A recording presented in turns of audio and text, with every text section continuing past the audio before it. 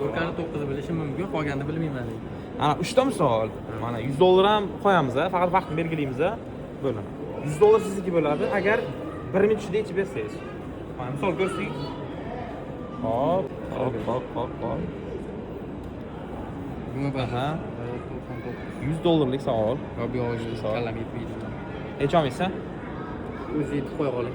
Oson usul o'rgataymi yechishni? O'rgating. Xo'p, qarang, mana ushlab turing. O'rgataman. 4 dan 1 ni ayirsak necha bo'ladi?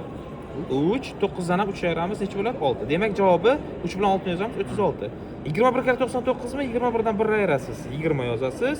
99 dan ham 20 ni ayirasiz, 79. Demak, javobi 2079, ya'ni 2079 bo'ladi.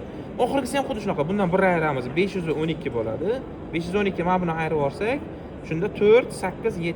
Demak 512487 bo'ladi. O'rgansizlarmi? Qanday o'rgatar ekanman?